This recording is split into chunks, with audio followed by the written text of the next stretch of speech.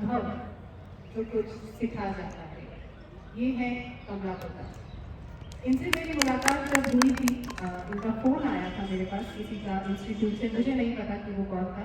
मैं पूना में थी, एक एग्जीबिशन में पार्टिसिपेट कर रही थी आज से 10 बरस पहले। शायद आपको याद है या नहीं याद है, लेकिन ऐसी चीज़ें जिसके साथ होती हैं उसे याद रहती हैं। क्योंकि मैंने मैगज़ीन शुरू किया था और उसी साल में तीसरे महीने में शायद इस इंस्टीट्यूशन से फ़ोन आना कि इस मैगज़ीन के लिए हमें आपसे बात करनी है। तो मैं पूना में थी और मुझे लगा कि मैं कब जयपुर पहुँचूँ, क्योंकि वो मेरा अपना काम था और अगर इस तरह का कॉल आता है तो वो एक एक्साइटमेंट क्रिएट करती है। तो अगले 2 दिन पूना में मेरे लिए बहुत भारी पड़ी कि कब मेरा ये ट्रिप खत्म होगा, कब मैं जयपुर पहुँचूँगी और कब मैं कमला पोदार इंस्टीट्यूट में जाकर इनसे बात करूँगी। मैं आई, बात हुई, बातचीत बहुत लंबी चली और ये सिलसिला आज यहाँ पर आके पहुँचा है। तो thank you so much ma'am.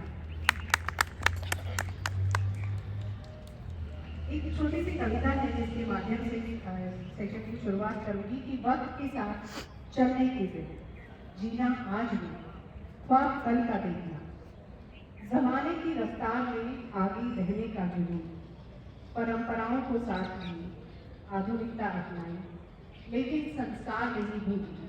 यही है इनके मन की राह, यही है मेरे मन की राह।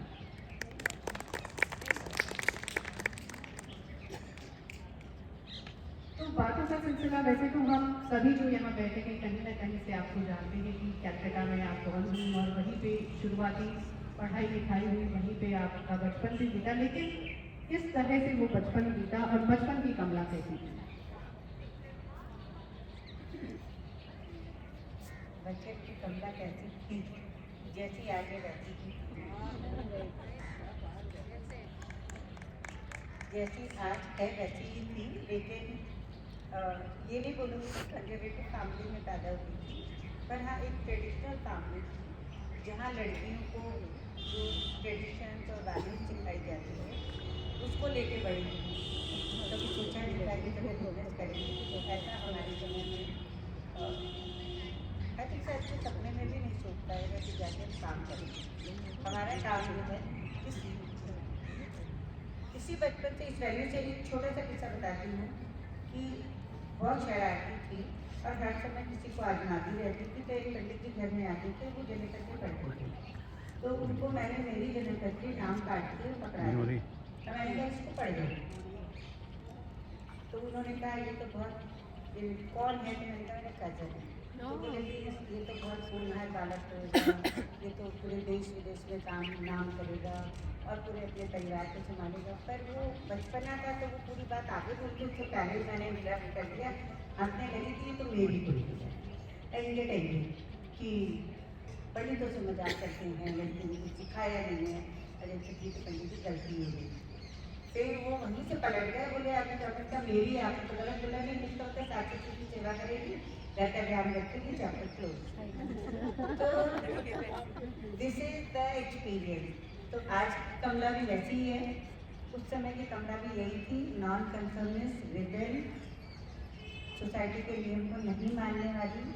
माँ बहुत स्ट्रिक्ट थी, लेकिन उसके बीच में से रास्ता कैसे निकालना बदमाशियों के लिए, वो आगे था।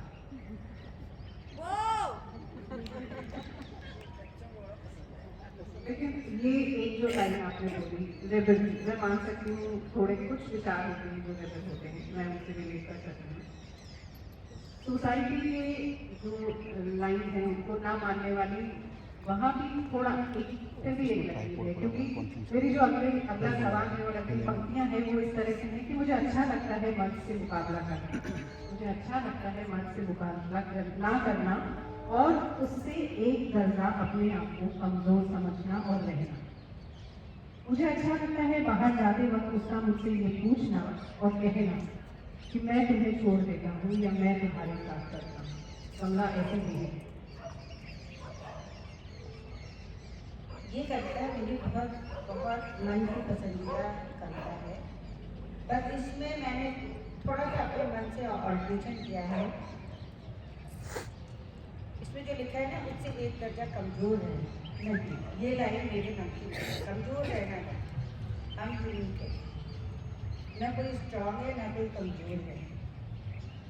हम अपने आप में यूनिक है, मर्द अपने आप में यूनिक है, पर इसके आगे की जो लाइन है, मुझे अच्छा लगता है जब वो मुझसे एक कदम आगे चलता है, गैर महफूज खतरनाक रास्ते पर उसके पीछे पीछे उसके छोड़े हुए कदमों के निशान पर चलते हुए एहसास होता है उसे मेरा ख्याल खुद से ज़्यादा है। और इसी तरह का एक और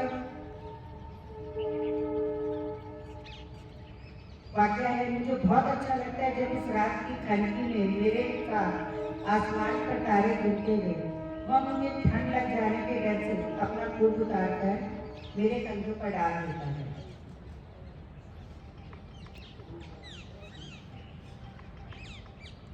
मुझे अच्छा लगता है जब मुझे गैर नजरों से महसूस रखने के लिए समझाया करता है और अपना हक जताते हुए कहता है तुम सिर्फ मेरी हो। लेकिन आज की दुनिया में थोड़ा ही अफसोस होता है, हम अक्सर लड़कियां इन तमाम खुशगवार एहसास को मर्द से बराबरी का मुकाबला करने की वजह से खो देती हैं। ऐसा मेरा मानना है। अच्छा। जब मर्द ये मान लेता है कि औरत उससे कम नहीं, तब वो उसकी मदद के लिए हाथ बढ़ाना छोड़ देता है। ठीक है, तब कल का ऐसे टाइम खूबसूरत लम्हात एक एक करके जिंदगी में कम होते चले जाते हैं और जिंदगी में बेरंग और बेमतलब होकर अपनी खुशियाँ खो देते हैं। ये कविता आप सबको बताने के पीछे मेरा और अंशु का एक ही ठीक है, मैं मकसद करता हूँ था। स्वागत। ये एक थॉट है जो हमने आपको दिया है, आज की पीढ़ी को देना चाहती हूँ। यहाँ जो सब लोग वुमन लिटरेचर मर्द से बराबरी, हमको किसी की बराबरी नहीं करनी, हम अपने आप में यूनिक है, सक्षम है। मर्द अपने आप में यूनिक है, सक्षम है, एवरी इंडिविजुअल इज यूनिक, तो नो कंपैरिजन इन लाइफ। जो बचपन की शरारतें थी, रिबेलियस थी, वो एक नॉन कन्फर्मिस्ट होता है, वो एक सोच होती है। वो उस सोच को हम अपने संस्कार को भूल के सोच, रिबेल मतलब ये नहीं कि हम अपने संस्कार भूल गए, लेकिन उसको साथ में रखते हुए हम यदि कुछ आउट ऑफ द बॉक्स सोच के कुछ करते हैं तो वो आपको शायद एक दूसरी मंजिल पे ले जाए। बिल्कुल, जो जनरेशन है अभी वुमेन एम्पावरमेंट की बात कर रही है और बहुत एक फाइट है यार सोसाइटी में। आप स्टूडेंट्स के साथ डील कर रही हैं पिछले कई सालों से। स्टूडेंट्स के साथ डील करते हुए आपको कोई ऐसी एक्सपीरियंस जहाँ पे आपको कभी ऐसा लगा कि बहुत अपने आप को संभालते हुए स्टूडेंट से डील किया है, वो एक्सपीरियंस हम सुनना चाहेंगे। आज का जो यूथ है वो बहुत इंटेलिजेंट है। मेरा शुरू से मानना था कि हालांकि मैं बहुत डोमिनेटिंग पर्सनालिटी, बहुत ज़्यादा डोमिनेटिंग पर्सनालिटी थी, अभी भी डोमिनेट थी, वो बहुत ज़्यादा थी, टाइट करना पड़ेगा क्योंकि Abhishek is sitting here, I am very very dominating mother. लेकिन आज वो एहसास हुआ कि शायद इतना डोमिनेशन बच्चों को नहीं करना चाहिए। आज पर्सनालिटी में डोमिनेशन जो है वो तो रहेगा, क्योंकि that was a part of my personality, लेकिन उस डोमिनेशन का एक डिफरेंट रूप भी हो सकता है, जहाँ वो डोमिनेशन आपके बच्चे को या आपके कोलीग को या आपके फ्रेंड्स को आपसे दूर न ले जाए कि नहीं जो मैंने कह दिया बस यही होगा, आपको दूसरे के पॉइंट ऑफ व्यू से समझना पड़ेगा। और जब स्टूडेंट के साथ में थी और जब पेरेंट टीचर मीट में, इसमें बात बताना चाहूँगी कि 1999 में जब मैंने कॉलेज में पेरेंट टीचर मीट शुरू किया था, तो किसी एक जज की भी, ना मेरे स्टाफ की, ना मेरे एडवाइजर्स की, किसी की भी अप्रूवल नहीं थी कि जब पागल बने तो नर्सरी स्कूल थोड़ी सी जो पेरेंट टीचर मीट कर लेंगे, कोई नहीं आएगा। अच्छा ठीक है, एक्सपेरिमेंट करके देखते हैं, नहीं आएगा तो फेलियर हो जाएंगे, पर एक्सपेरिमेंट तो करें। पेरेंट्स आए, बच्चे भी अगेंस्ट में थे, पर कुछ पेरेंट्स तो आए, क्योंकि मैंने मार्कशीट कहा था तुमको नहीं दूंगी, वो भी रिबेल हुए कि कितने दिन नहीं देगी, मैंने कहा नहीं मिलेगी। अब यही होता है कि जहाँ दो लोगों का रिश्ता है वहाँ पे कौन पहले बैंक में पूछी जाती है, कहाँ मेरे हाथ में आए उनके पेरेंट्स, हाँ मैं और बताता हूँ उन्होंने बच्चों बच्चों के की शिकायतों का पुलिंदा शुरू कर दिया। हाँ मैंने 15 एक फोन ही करता हूँ स्टूडेंट के पेरेंट्स से उनकी शिकायत नहीं करी, बल्कि मैंने पेरेंट्स को बोला, सिर्फ फॉर एग्जाम्पल हो जाए कि अपनी दादी से बात करता है, हमसे बात नहीं करता, तो मैंने उसको कहा कि वो आपसे क्यों नहीं बात करता, ये आप सोचिए। इसमें उसकी गलती नहीं है, उसको उस समय जिस समय बात करने की जरूरत थी उस समय दादी मिली तो वो दादी से बात करना चाहिए, शायद आप उस समय नहीं होंगी उसके पास। तो हम जब ये शब्द आदमी सुनती हूँ कि बच्चे ऐसा करते हैं, बच्चे ऐसा करते हैं, बच्चे ऐसा करते हैं, तो बच्चे ऐसा क्यों कर रहे हैं? बच्चे की अपब्रिडिंग तो हमने की है, हमारे माँ बाप ने जैसी हमारी अपब्रिडिंग की है वही हमारे साथ है, हम उसको मॉडिफाई कर सकते हैं। और स्टूडेंट को समझना, यूथ को समझना, उनसे प्यार से आप जवाब भी ले लोगे, लेकिन आप उनको डिक्टेटरशिप में, आज शायद दुनिया में स्टूडेंट क्या कोई भी रिलेशनशिप डिक्टेटरशिप में नहीं चल सकता। That is the difference between the boss and leader. Leader lead करता है और बॉस खाली डिक्टेट करता है, वहाँ पे ठीक है आपने बता दिया, वो काम हमने कर दिया, खत्म। तो स्टूडेंट के साथ ऐसी कोई परेशानियाँ नहीं हुई, क्योंकि मैं बच्चों के साथ अच्छी बन जाती हूँ, क्योंकि मेरे पिता को क्योंकि सारे बच्चे ही है। सबसे बड़ी नहीं होने में देख रही थी कि कितने बड़े बड़े कौन है, तो बोले कि एक तो जैक सर है, एक नैन, एक निखिल सर है, एक सुधीर माथुर सर है, और बड़े मेरे जितने बड़े संदीप सेठी सर, और बाकी तो सब बच्चे ही हैं। तो दिस इज यूथ के साथ रहना एक life. Thank you so much for this compliment Kautika. वाकई में ये एक ऐसा ग्रुप है जहाँ पे हर उम्र के लोग हैं और सबसे एक दूसरे को सीखने को मिलता है, जो प्रेम मिलता है, जो बॉन्डिंग मिलती है, वो मतलब सुबह शाम याद आता है कि उस ग्रुप में एक बार ग्रुप कर रहा था। अगर एग्री करते हैं तो पिता को ताली तो बताइए।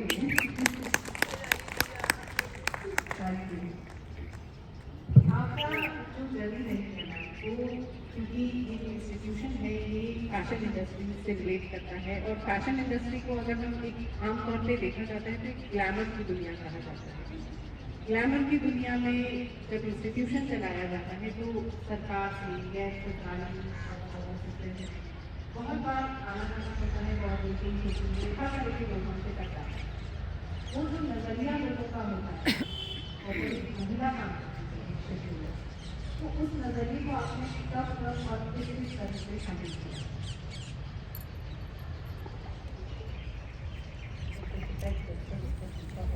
तो बहुत सारे दूसरी आइडियाज थे जो मेरे पटेल शायद प्रतिष्ठा बोलने के पहले कोई भी पर्सनल कुछ नहीं है, ना मेरे पर्सनल एक्सपीरियंस, पर मेरे थॉट जरूर है। हमारी जो सोसाइटी है वो एक बहुत अजीब सी सोसाइटी, और या कहेंगे तो हिपोक्रेट सोसाइटी। आप स्टील के ग्लास में विस्की पी लेंगे तो सब कुछ चलेगा, तो कांच के ग्लास में नहीं पीलेंगे।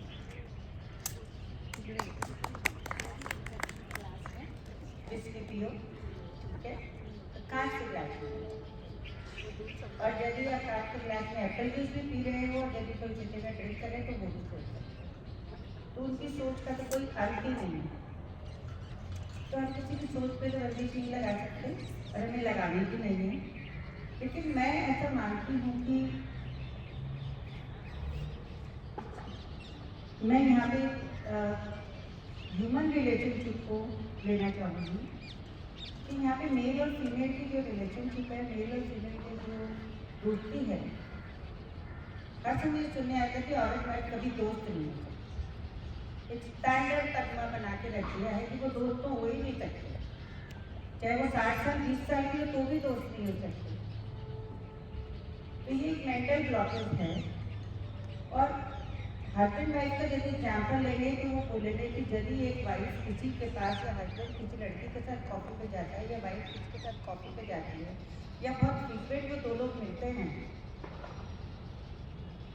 तो वो एक ही बात बोली जाएगी कि ये क्यों चाहती है, इसकी बीवी तो कितनी सुंदर है, इसकी बीवी तो कितनी चीची है, इसका हस्बैंड तो इतना अच्छा है, इतना स्मार्ट दिखता है, इतना पैसा है, इसको क्या जरूरत किसी दूसरे आदमी या दूसरे औरत के साथ जाना। पर एक चीज इस पहलू का एक अहम हिस्सा है मेंटल वॉइड, वो शायद मेंटल वॉइड हमारी सोसाइटी से गायब ही है, कंप्लीट गायब है। और कोई भी किसी के पास पैसे के लिए नहीं जाता, फिजिकल रिलेशन के लिए नहीं जाता, जाते होंगे, exception was always there, but generally I am telling you that.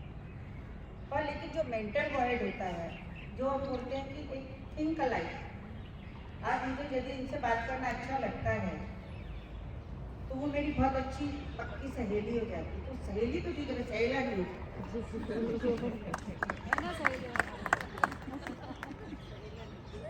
सहेला नहीं होता, सहेली होती। इसके बारे में मैं तो बोलती हूँ कि मेरा ये एक्सपीरियंस है कि आदमी को हर रिलेशन में, किसी भी रिलेशन में यदि एक दूसरे के प्रति रिस्पेक्ट नहीं है तो वो प्यार भी काम नहीं आता। प्यार में सब थोड़े दिन की बातें खत्म हो जाती हैं, लेकिन यदि रिस्पेक्ट है कोई भी रिलेशन तो वो रिलेशन आपके कंटिन्यू होते हैं, चाहे बड़ा हो चाहे छोटा हो। छोटे को भी हम रिस्पेक्ट करते हैं। हम मैं यहाँ बड़ों के रिस्पेक्ट की बात नहीं कर रही, मैं यहाँ रिस्पेक्ट की बात कर रही हूँ। आपको उसकी फीलिंग का रिस्पेक्ट होना चाहिए, आपको उसकी हर चीज़ का रिस्पेक्ट होना चाहिए। वो कुछ बोलता है, यदि आपको नहीं भी समझ में आ रहा है, आप उसके व्यू से कम्प्लीटली 100% डिफर कर रहे हो, लेकिन आप you must respect the person. मैंने मत का भेद करिए, मन का भेद नहीं करिए। हम मन में भेद ले आते हैं, मतों का भेद तो रहेगा और रहना चाहिए। जब तक हमारे मत में भेद नहीं होगा हम ग्रो नहीं कर सकेंगे, लेकिन मन का भेद क्यों? तो मैं जो भी बात आपको बोल रही हूँ, मैंने एक्सपीरियंस किया, मैंने अपने आप को इस तरह से ग्रूम किया। मैं पहले से सही बोलती थी, नहीं मैंने कह दिया नहीं होगा तो नहीं होगा तो नहीं होगा, ना तो ना। उसके आउटकम भी भुगतने पड़े बहुत सारे, लेकिन अब थोड़ी अकल आ गई है, फिर आ गया बैठ के इतनी सारी बातें कर रही है। जो इंसान अपनी गलती को स्वीकार करना जानता है शायद वो बहुत आगे तक जाता है, यही कमला मैम कहना चाह रही है।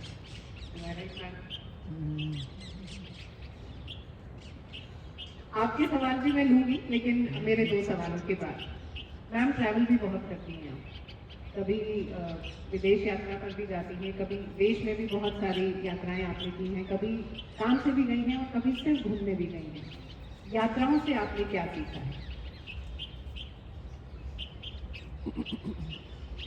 मैंने एक काफी टाइम से बुक पढ़ने का बहुत शौक है, इसलिए आज यहाँ पे बैठी हूँ।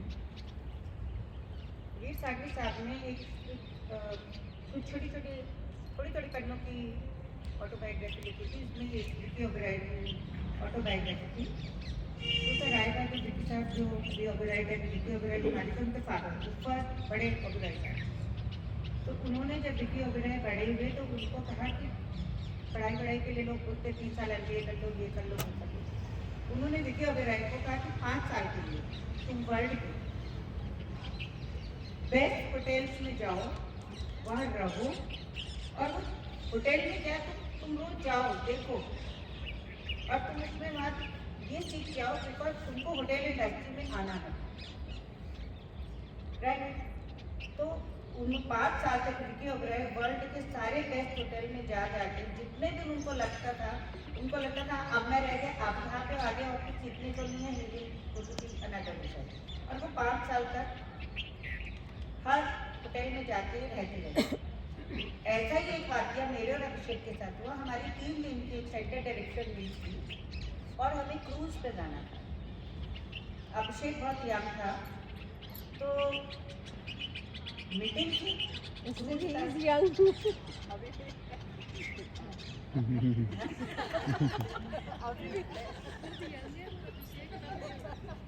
और भी तो उसके बाद में अभिषेक को मुझे नहीं कहा गया, अभिषेक को कहा गया, क्योंकि मुझे तो लगा मैं तो बहुत सीख ली हूँ, अब मैं तो सक्सेसफुल हो गई हूँ। अभिषेक आया था, ज्वाइन नहीं किया था। सर कि तुम क्रूज में जा रहे हो 2 दिन के मीटिंग के, तुम मीटिंग तो जितनी देर अटेंड करना है, पर जिस एरिया में भी तुम क्रूज में घुस सको, जहाँ पे नो एंट्री लिखी हुई वो बात तो अलग है, पर जिस भी एरिया में तुम घुस सको तुम उस जगह में जा के घुस के देखना कि क्या हो रहा है। तो बोले कि क्रूज एक ऐसी जगह है लिमिटेड रिसोर्सेज के साथ चलती है। If you want to learn कि वहाँ पे क्राइसिस कैसे मैनेज हो, वहाँ पे इमीडिएटली कोई चीज़ अवेलेबल नहीं है, उनके पास क्रूज में जितनी चीज़ अवेलेबल है उनको अपना क्राइसिस मैनेजमेंट उसके उतने में ही करना पड़ेगा। तो यात्रा से जो एक्सपीरियंस है ना, वो इसी तरह के एक्सपीरियंस है। मेरे एक भगवान ने गॉड प्रोक्रिएटेड में किसी भी चीज़ में बहुत अंतर दिखती है। जिसका भी 2 दिन पहले का वाकया था, रोमा मेरे साथ ट्रैवल कर रही थी, उसे बोली कि मम्मी अभी पापा और अभी बोलते तो बोलते सबसे भी उसमें घुसना जरूरी है, उसकी प्रॉब्लम है वो सब आप क्यों घुस रहे हो। तो जब हम किसी भी चीज़ के अंदर घुसते हैं ना जाके, तो हमको बहुत कुछ सीखने को मिलता है। और इस यात्रा में पहली अकेली यात्रा के बारे में बताऊंगी कि कैसा स्टूपिड मेरी सोच थी उस समय। 2001 में पहली बार अकेले घर से बाहर गई थी, अकेले, और वो भी फ्लाइट में, यहाँ से बॉम्बे, बॉम्बे से मणिपाल, मुझे मणिपाल की फ्रेंचाइजी ले ली थी, और मणिपाल से मैंगलोर ड्राइव टाउन 3-4 घंटे की ड्राइव थी, एकदम रिमोट जंगल से जाना पड़ता है उसको। और वो मैंगलोर वाले ना तो इंग्लिश समझे ना मैं इंग्लिश थोड़ी बहुत समझती थी, उसकी भाषा नहीं समझे, मोबाइल का नेटवर्क गायब। मैंने कहा तो मेरे साथ कुछ भी कर लेगा रखते हैं तो भगवान करो। टैक्सी एयरपोर्ट से ली थी, उससे गई, वहाँ पहुँचे मणिपाल, पूरा रास्ता 1 या 1.5 घंटे तक मुझे एक भी इंसान नहीं दिखा था, वो ऐसा रास्ता था। वो 1 या 1.5 घंटे मैंने कैसे निकालने हैं आई कैन इमेजिन। 1 या 1.5 घंटे के बाद गाड़ी हाईवे पे पहुंची, तब मुझे लोग दिखने लगे तो मैं थोड़ा कंफर्टेबल हुई। तो मुझे वहाँ 2 दिन रुकना था, मैंने उसी टैक्सी वाले को 2 दिन से पैसे दे के रोका कि ये ट्राई एंड टेस्टेड आदमी है, अब वापस जाने वाली टैक्सी दूसरे आदमी की नहीं, इसी के साथ वापस जाऊँगी।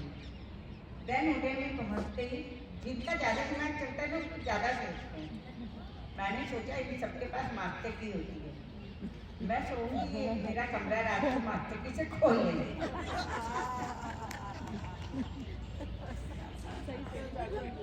आई कॉल्ड कि मैं सोऊं कैसे, और उसमें वो जो होटल में जो लाइट होता है ना, जो उस समय वो लाइट नहीं होते थे कि आप अंदर के वो लाइट लगा दो तो रूम नहीं खुलता, वो नहीं था। अच्छा देखो तुम्हारा ही कमरा खोल रहा है, तो तुम्हारा कमरा क्यों खोलेगा भैया। तो मैंने कहा मेरी चाचा को बोलूं, बोला नहीं आइडिया है तो और आइडिया दे दो उसको।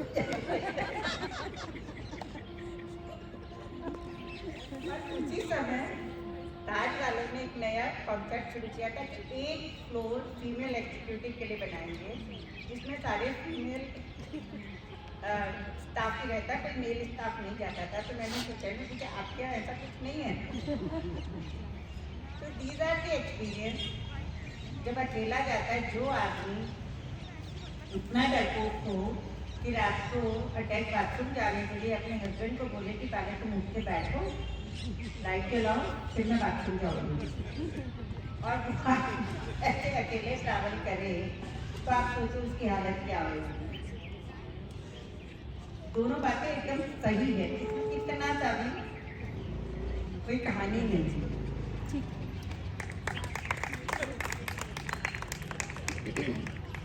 शायद यात्राएं अगर जीवन से कुछ सीखना चाहते हैं तो शायद यात्राओं में निकल जाएं। यात्राएं हमें जीना सिखाती हैं, और वही एक्सपीरियंस आपने अभी शेयर किया कि लाइफ में जब हम जर्नी और हर मोड़ पे हम कुछ ना कुछ सीखते हैं।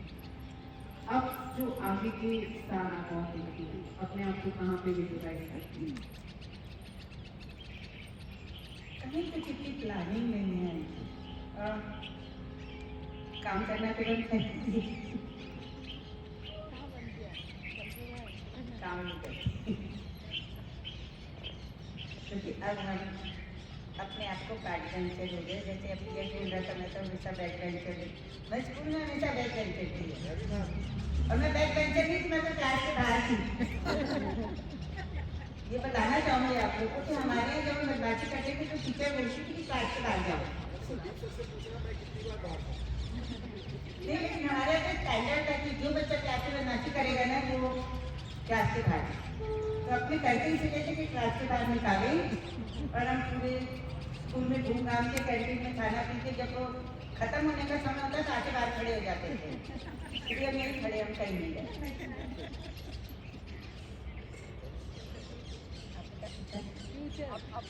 अब फ्यूचर जैसे जैसे जो चीज़ होती है वैसे होती जाती है, इतना कोई प्लानिंग नहीं है। हाँ, बस आराम करने की, घूमने की प्लानिंग है कि कितना घूमो, जितनी बार कहीं भी जा सके अपना बैग उठाओ और चलो घूमने। द लेटेस्ट एडिशन इज बहुत टाइम से पुरानी दबी हुई इच्छा थी कि हॉस्पिटल में जाके काउंसलिंग करूँ, कुछ सबसे मिलूँ, वो अभी 2 महीने से शुरू किया है। और जो मन हो जिस समय जो मन है वो कर ले, बस यही प्लानिंग और कुछ नहीं। मन की राजा होने की प्लानिंग है, बहुत बड़ी प्लानिंग है।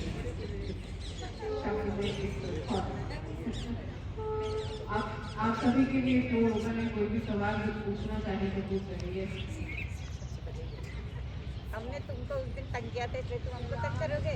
I have a very immediate question.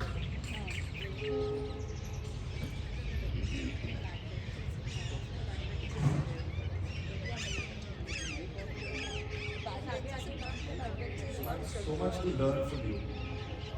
You shared your experiences और अभी आपने बोला that कोई planning नहीं है, but then I have started meeting people in the hospital and everything.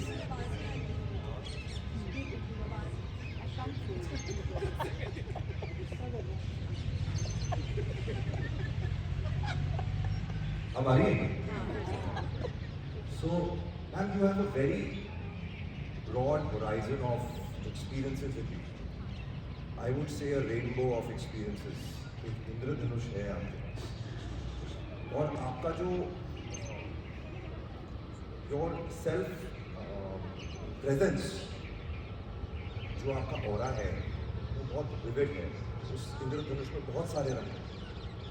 तो मैं सब रंगों के बारे में बात करूंगा तो बहुत समय बीत जाएगा। मैं सिर्फ एक बात पूछना चाहूँगा आपसे कि ये जो जर्नी है जिसमें आप किसी से मिलते हैं, स्टार्टिंग फ्रॉम परिचय, परिचय से सुपरिचय और सुपरिचय से एक बंधन, वो आप बखूबी बना देते हैं। जिससे भी आप मिलते हैं बस उसको अपना बनाते हुए चलते हैं। तो इसको थोड़ा आप लाइट करिए। I would like to learn from that.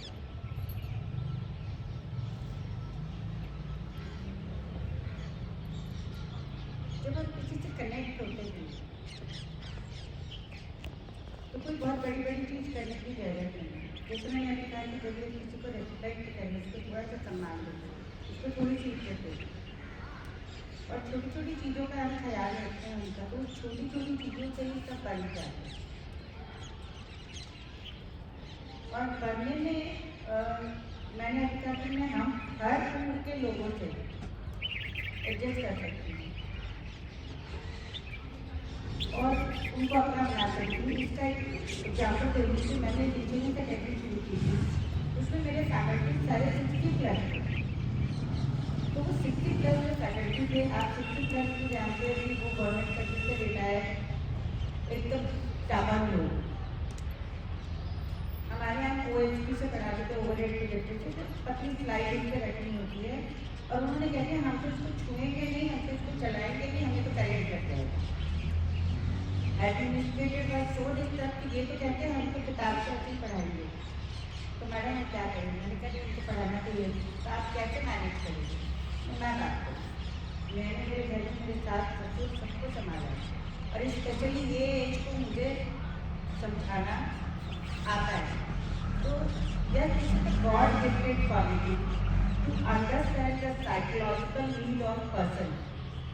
If you understand the psychological need of person और उसके क्या फियर है, उसको जब आप समझते हो कि क्यों नहीं कर रहा, तो आपको उस समय परिस्थिति को देखते हुए इंडिविजुअली यदि उस इंसान को साथ में जुड़ते हो तो वो आपको समझेगा। उसमें सिर्फ एक ही चीज़ है कि वो इंसान आपसे कॉम्पिटिशन ना करता हो। यदि वो आपसे कॉम्पिटिशन करता है ना तो आपका कभी भी नहीं हो सकता, क्योंकि उसको आपने में खामियां दिखेगी। पर जहाँ पे ये एहसास है कि हम सब एक हैं, वहाँ पे वो आपका अपना बन जाता है। उसको थोड़े से प्यार, थोड़ी सी इज्जत देने की जरूरत है। जो तुम्हारी बुक में तुमने लिखा रुद्रा और रोमाना का जो रिलेशनशिप है, मुझे कई लोग कहते हैं कि he is such a difficult person, किसी की बात नहीं मानते तो अपनी बात कैसे मनवा लेती।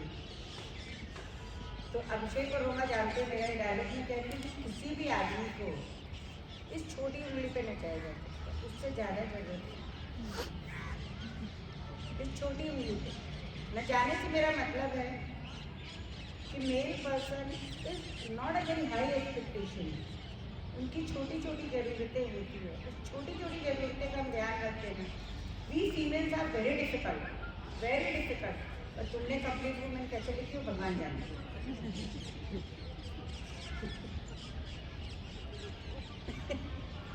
लेकिन आपको कब क्या किस समय कहाँ बोलना, मूड को देखना, किसको क्या बात पसंद आएगी, क्या बात नहीं पसंद आएगी, कैसे उसके सामने अपनी बात को प्रेजेंट करना है, ये सारी को थोड़ा सा माइंड का एप्लीकेशन हम करें तो शायद हम सभी कुछ, चाहे प्रोफेशनल हो चाहे फैमिली हो, हम सारी जन जीत लेते हैं। इसका एक एग्जाम्पल देना चाहूँगी कि डाइनिंग टेबल पर my sister is sitting here और मेरे ब्रदर बोलते थे कि इसको वो उसको कितनी बार बोलते थे, इसको बिना बताए पता चल जाता है कि मेरे को टेबल पर से क्या चीज़ खाने को चाहिए। And I know this is my God gifted. मुझे तुम बैठ रहे हो, मुझे पता चल जाएगा कि देख रहा है कोई, मुझे कुछ नहीं बोला लेकिन मुझे पता चल जाता है कि इसको ये चाहिए। I don't know how. तुम बोलोगे आप कैसे कर लेते, मुझे नहीं पता क्योंकि वो मैंने कुछ बता नहीं सकती कि उसका कोई तरीका है किसको कीजिए। तो ये प्रभु जी। नेक्स्ट क्वेश्चन ले लो क्लास, खुद ले लो। आज मैडम आइए हाथ से। So well, fantastic session. You have met a lot of inspiring and influential people. Who inspired you the most in your life and life?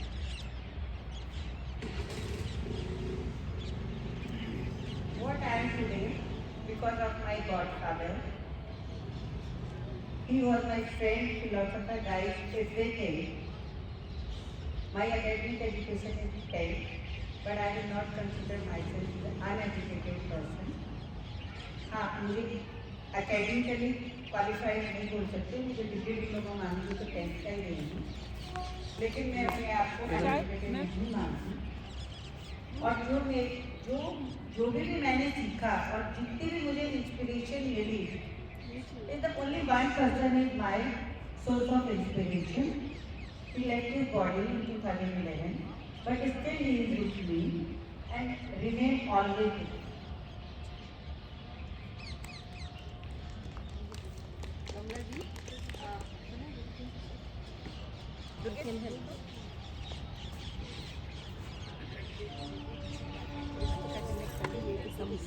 कमला चाय पियोगी थोड़ी एक दूसरे का। कमला जी, आपने एक बात कही थी प्रारंभ में, आपने कहा भी था कि मैं चाहती हूँ कि यहाँ से ये बात उठे और एक नया थॉट हो। और आपने कहा था कि हम मर्दों की बराबरी करने की जब सोचते हैं तो बहुत सारी खूबसूरत पल और लम्हे उसमें से निकल जाते हैं।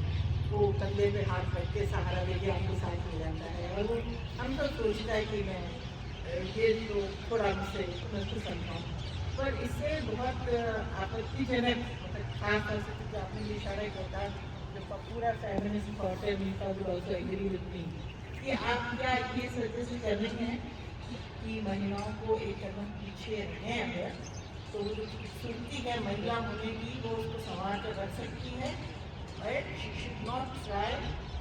I'm not saying it's not a competitive thing, you know, but she should not try to override or over-empower female. Are you suggesting this? Since you said you want to open up this discussion, You understood me wrongly. yeah. I want to मैंने more discussion. मैंने ये कभी भी नहीं कहा कि हम उनसे पीछे हैं।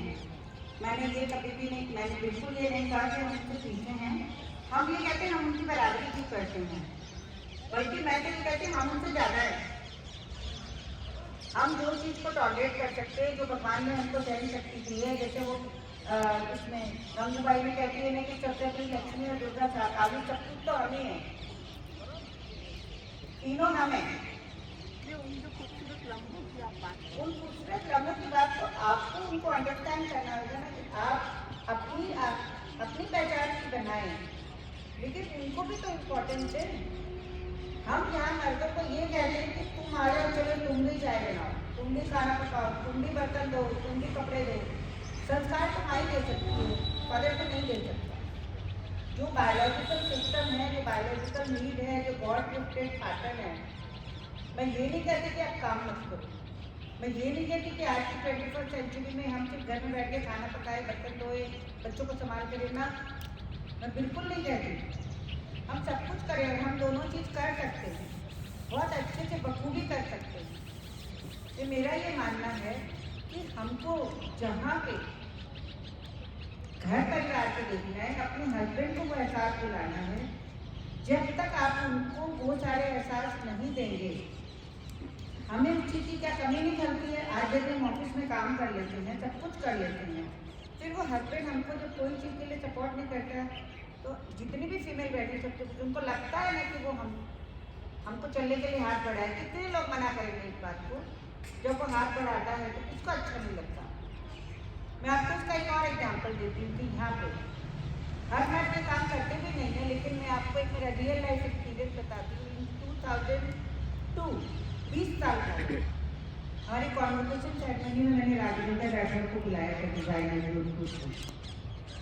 ये वजह चीफ गेस्ट मैं कॉन्वोकेशन सेरेमनी, यहाँ से कॉन्वोकेशन खत्म करके मैं उसको लंच के लिए रामबाग लेके गई। मुझे लगा कि वो होस्ट है, मैं गेस्ट हूँ। कैसे? कोई बताएगा कैसे? मैं जब गाड़ी से उतरे, मेरे उतरने से पहले वो मेरी गाड़ी का दरवाजा खोला। हम रेस्टोरेंट में जाके बैठे, कुछ नहीं तो पहले मुझे बैठाया। जब आके ऑर्डर लिया तो पहले उसको बोला फर्स्ट आप के ready. This is the difference between the man and gentleman. और जब ये ऐसा कोई मर्द करता है तो लोग क्या नाम देंगे उसको? फ्लर्ट करना। सिर्फ यही नाम देंगे कि आज यदि मेरे लिए कोई गाड़ी का दरवाजा खोल दे या आपके लिए कोई गाड़ी का दरवाजा खोल दे या आपसे कोई इस तरह से करता हुआ मिल जाए तो मैं जरूर कुछ चल रहा है।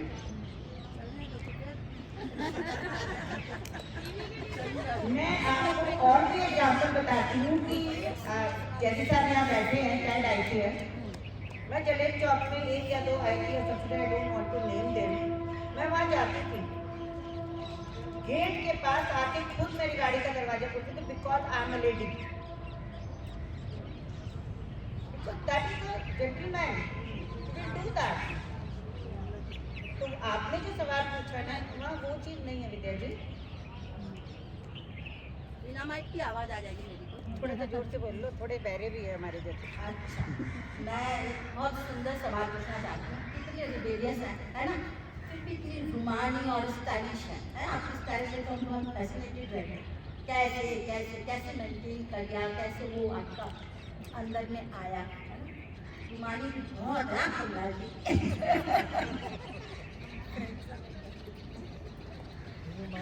क्या बताऊँ? नहीं, ये तो बताओ। रुमानिया तो गॉड गिफ्टेड है। ऐसा है, रुमानिया तो गॉड गिफ्टेड है। अच्छा, और रिबेलियस भी तो गॉड गिफ्टेड वो है। सब गॉड गिफ्टेड है। रोमांस करने वाला रिबेलियस ही है। नॉन कंफर्मिस्ट, एग्री, रिबेल, रुमानिया ये सब तो भगवान की देन है। शायरी करके बताने बोला। शायरी करके करना। चलिए, एक बहुत अच्छी बात। मेरी नहीं है, मैं चोरी करके बोल रही हूँ। मैं नहीं लिखी। चोरी सही। नहीं, मैं चोरी वाली बता सकती हूँ। मैं और पूछो करीसा, देखो आया। कल मैंने रात को एक, मतलब मैं तो इधर से चोरी करती, कभी मुझे कुछ याद आ जाता है तो मैं फिर उसका पूरा लिरिक निकालती हूँ, मैं सुनाती हूँ। ये देख, सही पूछ लिया। कभी तो खुल के बरस अब्रे महबा की तरह, कभी तो खुल के बरस अब्रे महबा की तरह, मेरा वजूद है जलते हुए मका की तरह। मैं एक ख्वाब सही आपकी अमानत हूँ, मुझे संभाल के रखिएगा जिस्म जा की तरह, मुझे संभाल के रखिएगा जिस्म जा की तरह। कभी तो सोच कि वो शख्स किस कदर था बुलंद, कभी तो सोच कि वो शख्स किस कदर था बुलंद, जो बिछ गया तेरे कदमों में आसमां की तरह, जो बिछ गया तेरे कदमों में आसमां की तरह।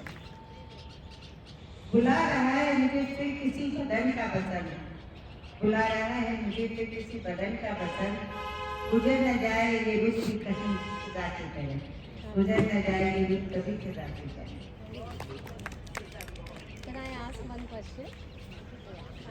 ऐसा है कि ये सब पढ़ते हैं, जैसे रुबानी बता दिया, कोई साइड वाले कुछ पोस्ट कर दो तो मैसेज आते हैं एवरीथिंग इज ऑल राइट।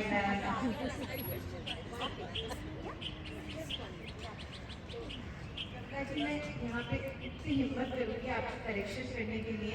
आप बार बार कह रहे हो कि मैंने चोरी किया है इसको, शेर को, तो चोरी नहीं, आपने चयन किया। और अच्छा चयन करने के लिए भी अच्छी सोच होना जरूरी है। बस ये कहना चाहूँगी।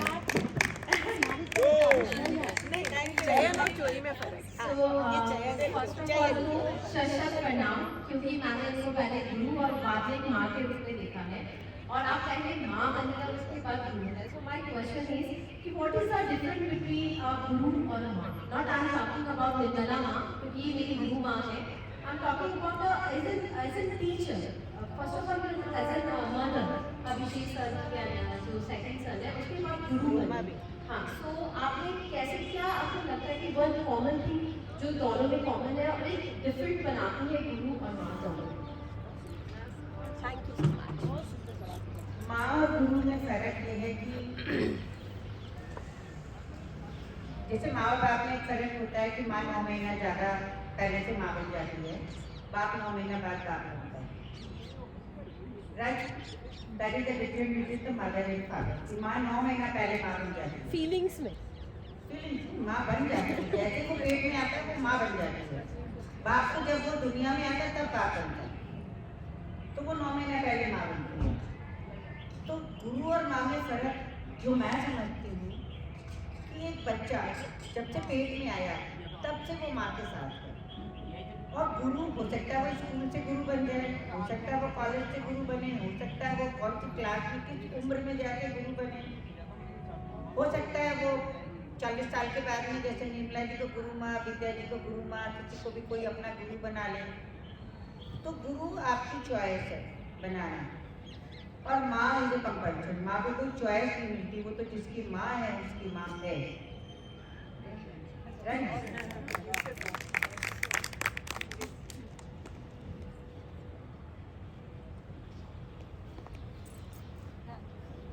कमला जी बहुत ही कमला जी को चाय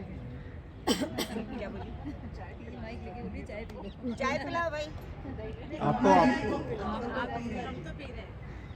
कमला जी उसी बात से मैं वापस जा रही हूँ जो महिला पुरुष के संबंध की बातें कर रहे थे, किस तरह के रिश्ते होते हैं। मुझे लगता है कि सखा भाव वाला रिश्ता है, आपका उसी तरफ इशारा था कि बराबरी रहे, बराबरी संवेदनाओं की, एक दूसरे के प्रति आदर सम्मान, और जो आप बात कह रही थी रागिनी की, या जो आप बात कह रही थी आईएएस ऑफिसर की, जेंटलमैनलीनेस इज अ वेरी वेलकम, ये बहुत अच्छी होती है, और इसके साथ हमें कोई लड़ाई नहीं करनी चाहिए, इसके साथ कोई कॉन्ट्रडिक्शन नहीं है। बस एक दूसरे के प्रति अगर आदर सम्मान की भावना है तो उतना पर्याप्त है, उससे ज़्यादा कुछ नहीं। ना देवी बनना है, ना पैर की जूती बनना है, बस सखा भाव बना रहे, सबसे अच्छा तो ये है।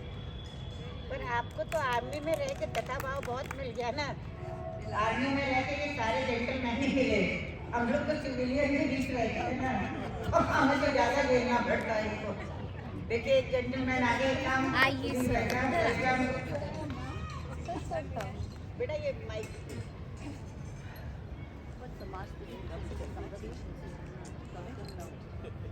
कमला मैम, मैंने आज तक से सबको हक किए, पर आज आपके चरण स्पर्श करने का मन कर रहा है यार। कर ले आवाज नहीं आ रही, mic pass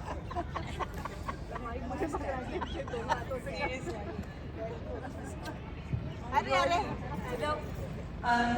that I think this is just a part which comes like a respect कि संस्कार पैरों को छूने से ही आपके पास आते हैं, जब वो सर हाथ सर पे रखते हो आप।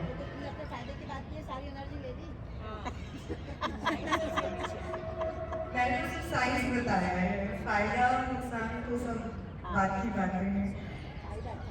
Yes. I have one question. I was sitting with your daughter-in-law and she आपसे ज़्यादा अच्छा इंटरव्यू तो आपके बारे में उन्होंने मुझे दिया।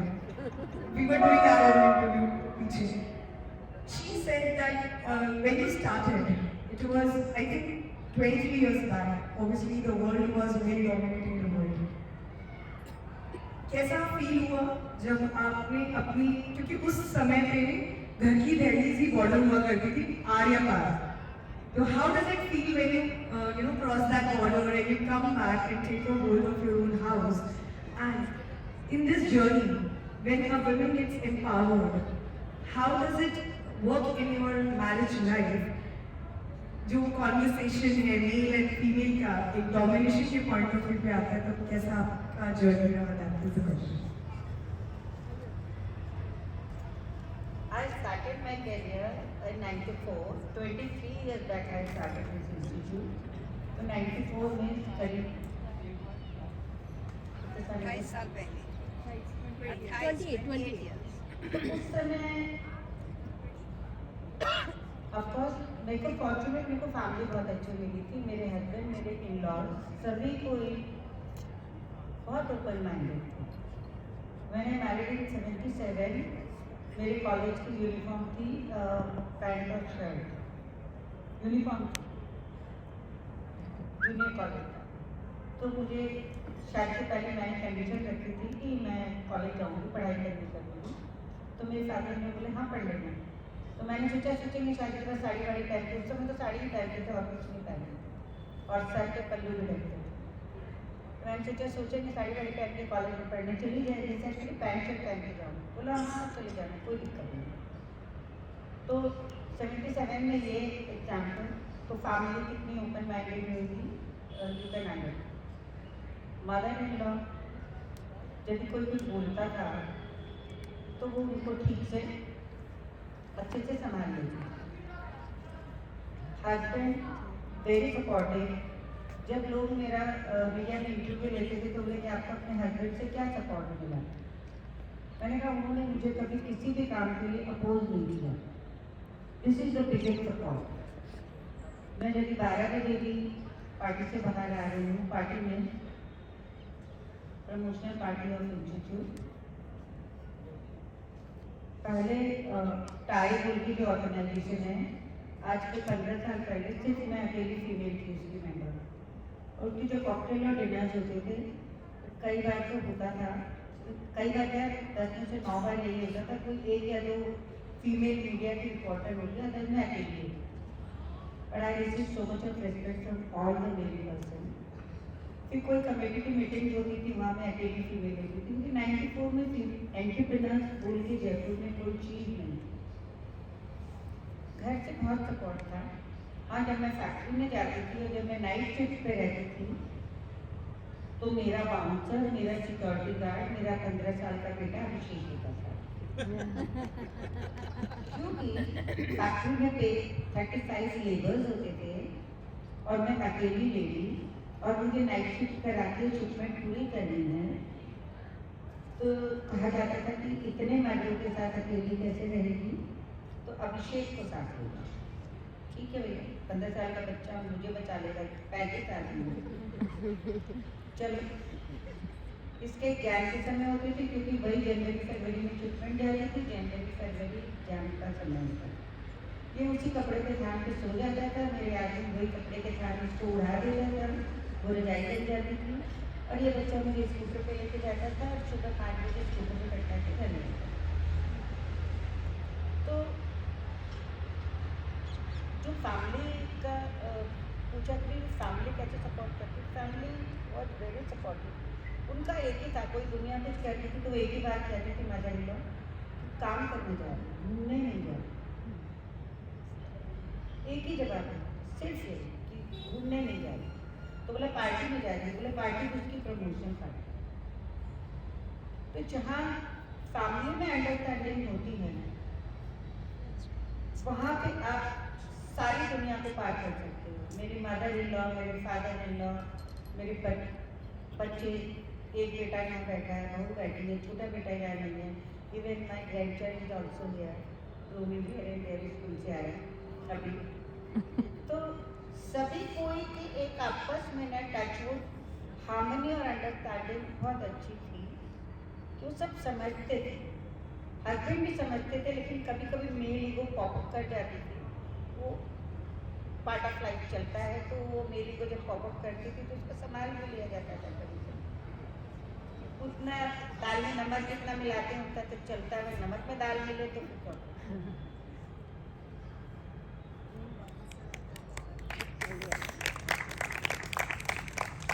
ये किताब कोई भी अमेजिंग है कि हम पढ़ते जाएं सवाल आते जाएं, लेकिन क्योंकि समय हमें बांध रहा है, पर काश ऐसा होता कि समय के भी हम बांध लेते जैसे हम घड़ी बांधते हैं अपनी कढ़ाई पर, लेकिन ऐसा हो नहीं सकता।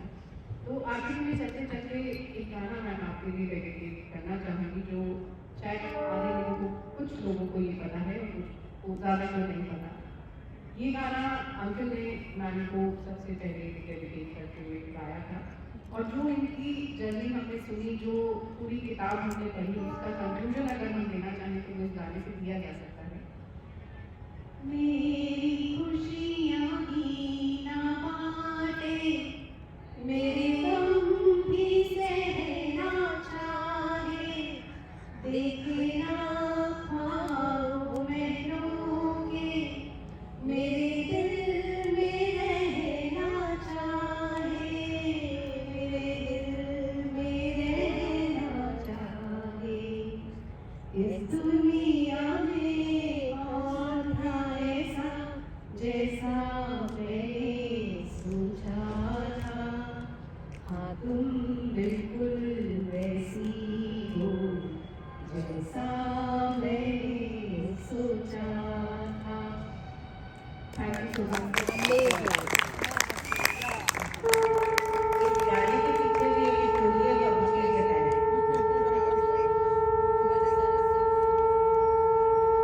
मुझे याद नहीं है।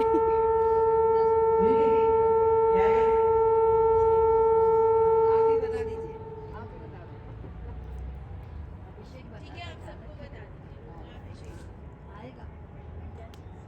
गिरीश ने सबसे पहले मुझे यही गाना गा के सुनाया था शादी से पहले। How romantic is that? याद आ गया क्या? और आप जब मैं बोलती हूँ मेरे को नहीं आता है। कुछ नहीं, मुझे कुछ याद नहीं। Very nice. The life will go like this. It's a part of life. अच्छा, अंशु कमला जी also sings very very well. से तो हो जाए। You sing 2 lines, she will 2 lines. She sings very well. दो नहीं आप आ जाओ। 2 लाइनें आपको गाइए, मैं साथ में गाती हूँ। अंशु गाएगी। तेरे प्यार मेरा एक ऐसी मंदिर मिला दिए कि अपने चरणों में रख लो मुझको, चरणों की धूल हूँ मैं सर झुकाए खड़ी हूँ प्रीतम, सर झुकाए खड़ी हूँ प्रीतम, कि जैसे मंदिर में ला दिए। Thank you very much. मेरे को इतना झेलने के लिए आई डोंट एक्सपेक्ट कि तुम्हें मुझे झेलने के लिए आना पड़ेगा। This was what a wonderful session. I just like to invite you on stage. आपको जो gratitude है हमारा।